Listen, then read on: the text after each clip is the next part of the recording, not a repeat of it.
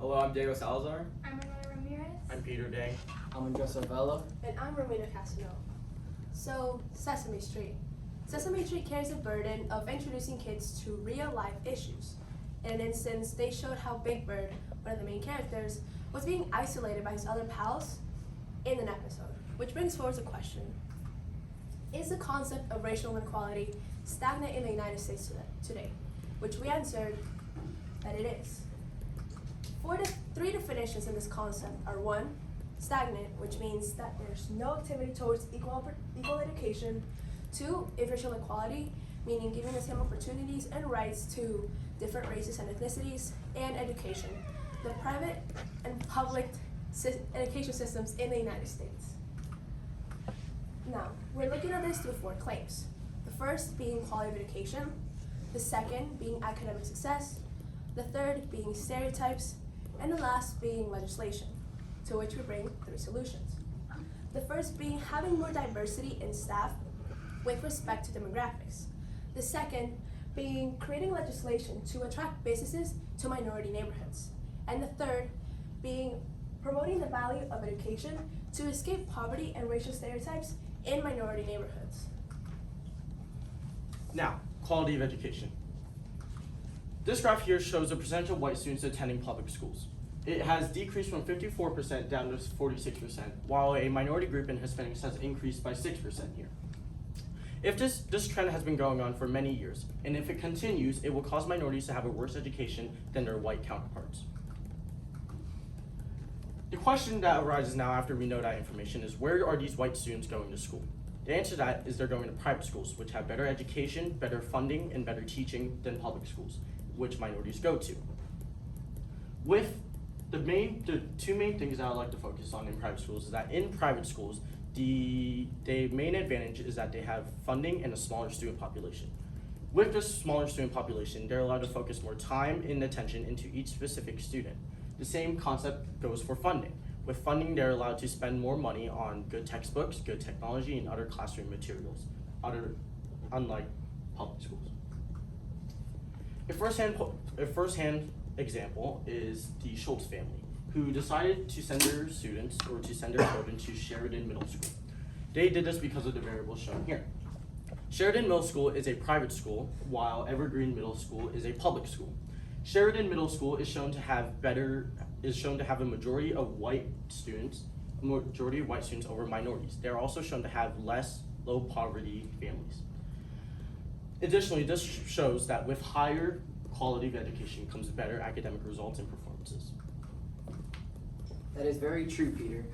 Also, apart from the quality of education affecting the racial inequality in school, academic success also affects it as well. Here, from the U.S. Census Bureau, it shows that white students show the majority for income other than other races. In this study here, it shows that white students are mostly supported in the private scholarship funding more than any other race. As a result, it would show that white students will be able to access college more easily than other race, and they would be able to succeed in their college courses. Here in this study, it shows that 74.5% test gap achievement from black students compared to white students is majority from the socioeconomic status, and this would result into them not.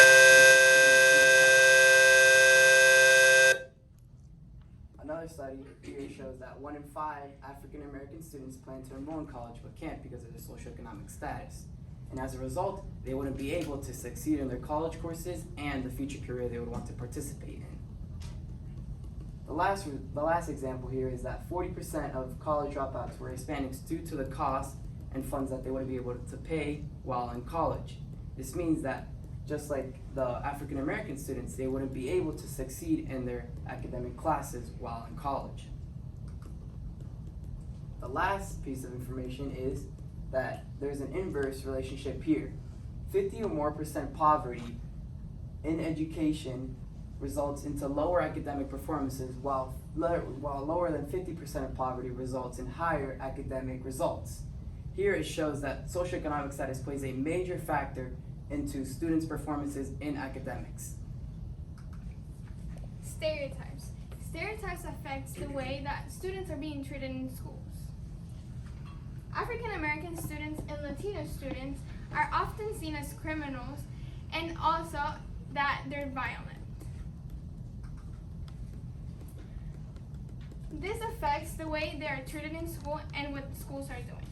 Some schools with a higher percentage of African Americans and Latinos implement a greater security system.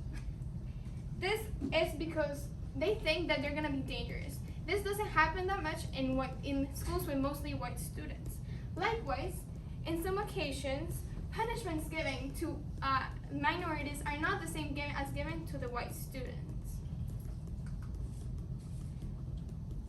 Due to the racial stereotypes present in schools, students are being put into this idea of who they have to be and what their accomplishments should be. Over time, the kids start beginning to believe that idea of themselves and show it into their academic success. Over here, we can see some first-hand experiences. Jose, an African American student that goes to Hudson Place Middle School, says that white students see him or African American students as violent and that are part of a gang, and that they excel only in sports. Claudia, a Hispanic student that goes to Metro Arts School, says that she feels discriminated in her school because of her race. She also points out that curriculum guidance for white students is not the same as given to the minority students. This ties into what Andres said about scholarships. If the kids are not given the same opportunities to be in higher classes, they will choose white students that have higher classes for the scholarships. And this brings us to legislation and government. A landmark case was Brown versus Board of Education, where in 1954, the Supreme Court of the United States ruled that racial segregation in schools was unconstitutional. This ruling supposedly integrated schools, mixing white students with other minority groups. Although schools were meant to be integrated, segregation rates in these large metropolitan areas remain high, whereas in the Detroit, Michigan area, the net segregation rate went from 0.83 to 0.80 in 1980 to 2010. After looking at these statistics, these misconceptions may arise, where integration did not work, or a modern type of integration was already made, or that integration was not effective at creating equality among students.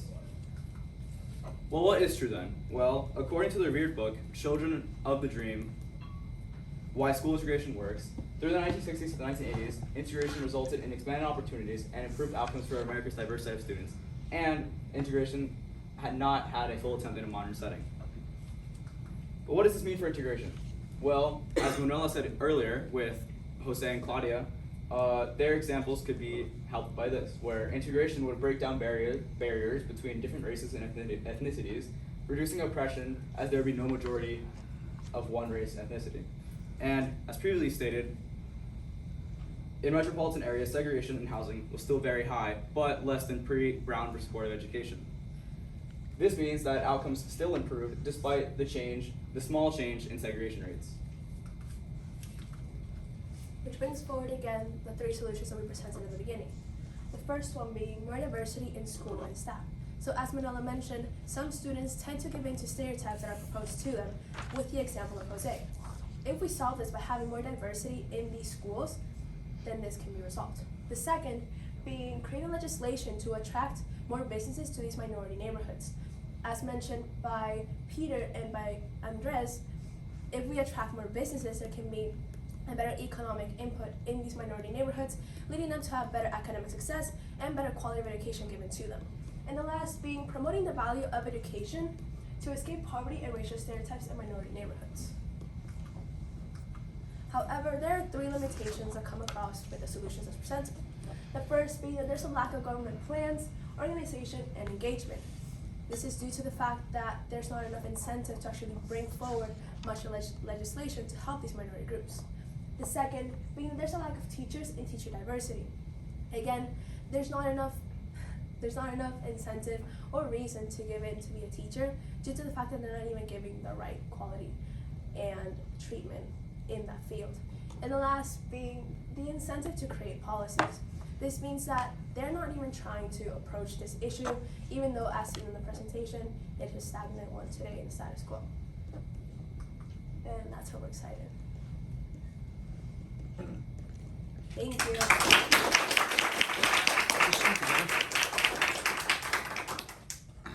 Manuela, we'll start with you. Okay. Reflecting on your colleagues' work, which one had the greatest impact on your overall understanding of the problem? I feel like Andres had a big impact on me because he gave a lot of research, a lot of data, numbers to show how the inequality is shown in schools. Okay, and since you said Andres, we'll go to him next. If if you had another team member, so if you had 6 people in your group, what would be a perspective that would be good for them that would add to this presentation? If I had a 6th member in our team, the perspective that would additionally provide more information and make our presentation overall better would be adding a health perspective into the presentation, because it would support our overall main point of getting the argument across to our audience when presenting. Thank you. Sorry, I'm scribbling. We'll jump back to Peter then. Peter, what's an example of a compelling argument from one of your individual reports that you decided not to, or from your research that you decided not to use, and then why didn't you use it? We had a research piece on Black students on how they attended high poverty schools. Main reason why we didn't include it was because it wasn't maybe explained or given the best information of or evidence about in data points. Also, we did it to help our time. Okay. Since we're going back and forth, Romina, we'll go back to you. Describe an argument from one of your peers' reports that makes you think differently about the solution you guys ended up with. So the argument that makes me think differently about the solution is Manila's argument regarding stereotypes and how most people or most students tend to give into stereotypes, and that's why we provided the solution of having more diversity in staff and schools. All right, thank you. And Diego, what's a way in which your team's resolution makes you think differently about the research you did? Our resolution where creating solutions for minority groups by integrating people into like richer people with poor people. That goes to my research because legislation, which was in political perspective, which is my perspective, that perspective could be used to create that solution where we can use legislation to change zoning and things like that.